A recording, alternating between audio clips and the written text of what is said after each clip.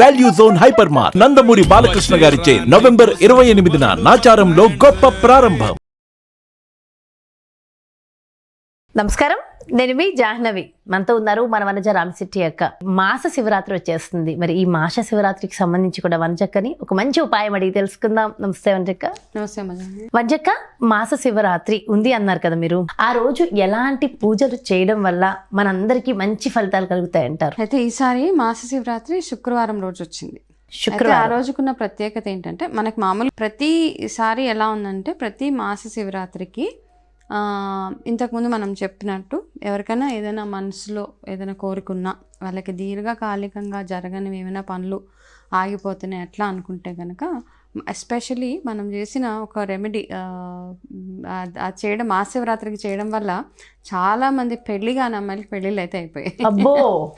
ఇది last time ఒకసారి చెప్పారు అంటే, ఐ థింక్ ఆల్మోస్ట్ ఒక సంవత్సరం శివరాత్రికి చెప్పాను. అవునవును, అది శివరాత్రికి చెప్పి ఏ మాస శివరాత్రి కన్నా అది స్టార్ట్ చేయవచ్చు అని చెప్పాను.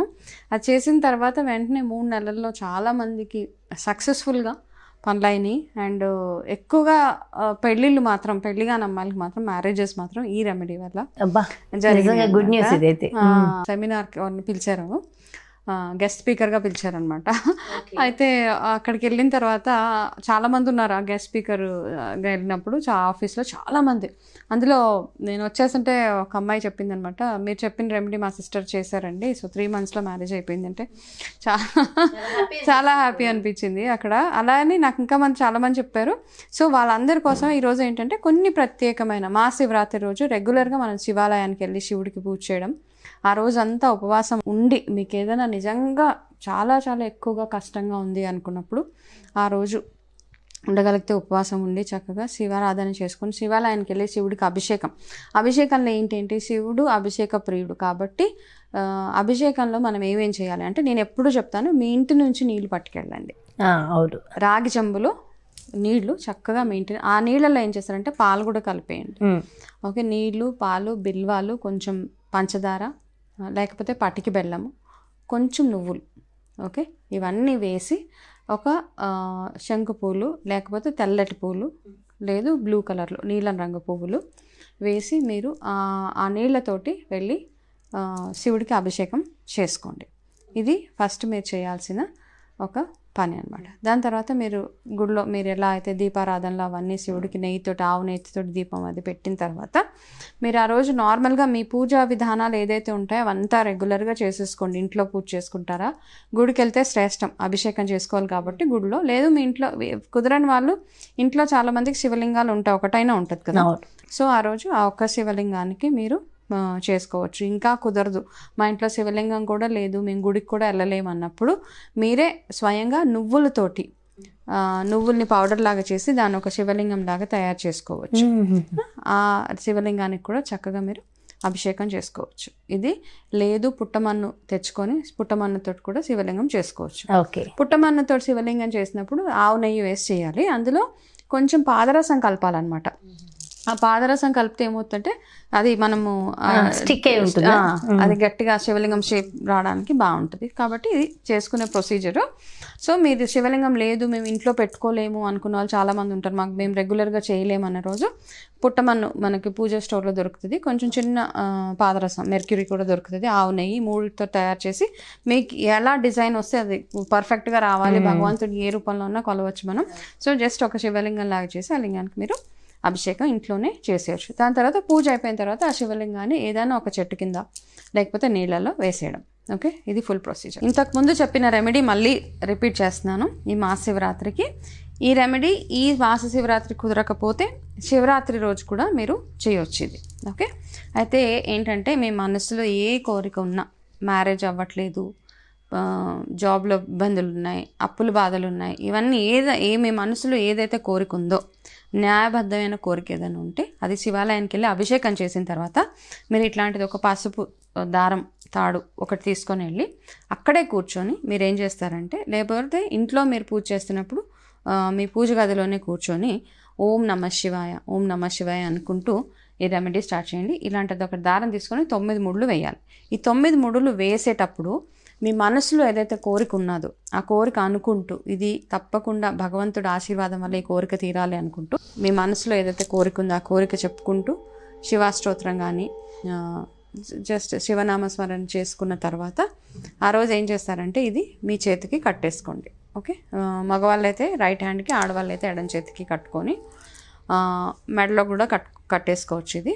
సో మీరు ఇది చేసుకునేటప్పుడు కొంచెం స్ట్రాంగ్గా గట్టిగా ఉండేలాగా చేసుకోండి.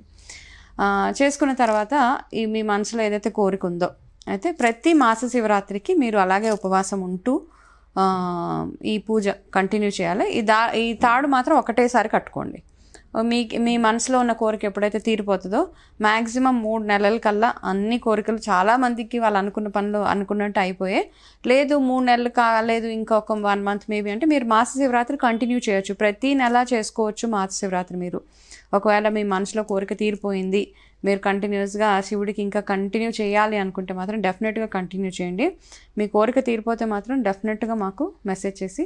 అయితే ఆ తాడు ఎన్ని రోజులు పెట్టుకోవాలి ఒక చేతికి? అంటే వాళ్ళకి మనసులో ఒక అట్లీస్ట్ 3 months 4 months వాళ్ళు మాసశివరాత్రి ఎన్ని రోజులు కలర్ షేడ్ అయిపోయినా అలానే ఉంచేసుకోవచ్చు. అలాగే ఉంచేసుకోండి. ఒకవేళ మీరు మార్చాలి అనుకుంటే గనక ఏదైనా కొన్ని అంటే మనకి మధ్యలో ఏదైనా బ్రేక్స్ వస్తాయి, ఇంట్లో ఎవరైనా అంటే నార్మల్గా మనం ఏం చేస్తామంటే ఇట్లాంటి కంకణాలు ఇవన్నీ మనకి ఎప్పుడైనా ఇంట్లో ఎవరైనా పోయినా మైల్ అట్లాంటివి వచ్చినప్పుడు తీసేస్తారు. డెలివరీస్ అవి అయినప్పుడు ఏం చేస్తారంటే తీసేస్తారనమాట. సో అట్లాంటప్పుడు తీసేసి మళ్ళీ మాసశివరాత్రి. లేడీస్ ప్రాబ్లం ఉన్నప్పుడు అవి తీసేయచ్చు. లేడీస్ ప్రాబ్లం ఉన్నప్పుడు నో ప్రాబ్లం, కంటిన్యూ చేసేయండి, అట్లా ఏమి ఉండదు. ఓకే, కంటిన్యూ ఎలాగో స్నానం చేసేసుకుంటారు రోజు కాబట్టి ఇది చిన్న రెమెడీ, చాలా చాలా ఎఫెక్టివ్ రెమెడీ. ఇది ఒకటి మీరు చేయాల్సింది.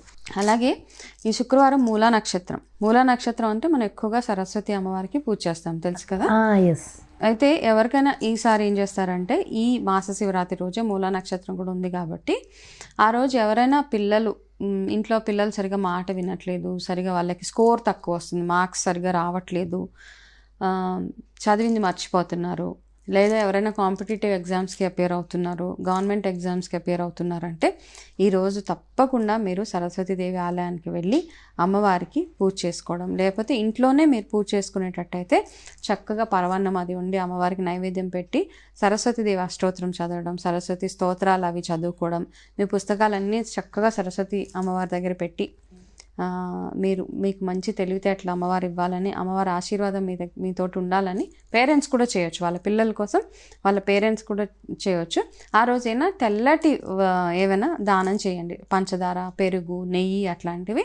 అండ్ మీరు మాత్రం ఖచ్చితంగా ఆ రోజు ఇంట్లోకి పంచదార స్వీట్ ఏదైనా కొనుక్కోండి, తీసుకురావాలి. ఓకే ఓకే, అంటే పంచదారనే ఎనీ స్వీట్ తెల్లగా ఉండేది కలాకండ్, వైట్ కలాకండ్, వైట్లో ఏదైనా కొనుక్కోండి. ఇంట్లో అంటే ఇంట్లో ఏదైనా నిల్వ ఉండే వస్తువు పంచదార అట్లాంటిది ఆ రోజు శుక్రవారం రోజు కొనుక్కొని ఈ సింపుల్ చిన్న చిన్న రెమెడీస్ అనమాట. ఆ మూలా నక్షత్రం ఉంది కాబట్టి గుడికి వెళ్ళడమే చాలా మంచిది. పిల్లల్ని తీసుకొని మార్నింగ్ కుదరకపోతే ఈవినింగ్ అయినా ఆ రోజు వెళ్ళి అమ్మవారికి పూజ చేపించి సరస్వతి అమ్మవారికి సరస్వతి అష్టోత్తరాలు అవన్నీ చదవండి. చదవడం రాకపోతే విని మీ పిల్లలకి మంచి విద్యాభ్యాసాలు బాగుండాలి అని అనుకొని అమ్మవారిని కోరి నేను చెప్పినట్టుగా శివాలయానికి కూడా మాస శివరాత్రి కాబట్టి ఆ చిన్న రెమెడీస్ చేస్తే సరిపోతుంది. చాలా చాలా చాలా మంచి విషయాలు తెలియచేశారు అక్క. Thank you so much. నమస్తే.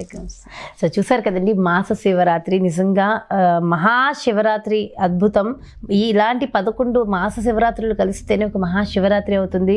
మరి అందున ఇంకా నెక్స్ట్ మంత్ వచ్చేది మహాశివరాత్రి, దానికి ముందు వచ్చే నెల ఇది మాస శివరాత్రి కాబట్టి ఇది అద్భుతం. డెఫినెట్గా వనజక్క చెప్పినటువంటి ఉపాయాలు, పూజలు ఏవైతే ఉన్నాయో అవన్నీ అందరూ చేసుకుని అందరూ సుఖ సౌఖ్యాలతో ఆనందంగా ఉండాలని మనస్ఫూర్తిగా కోరుకుంటూ మరో చక్కటి కార్యక్రమంతో మళ్ళీ మీ ముందుకు వచ్చేస్తాను. నమస్కారం.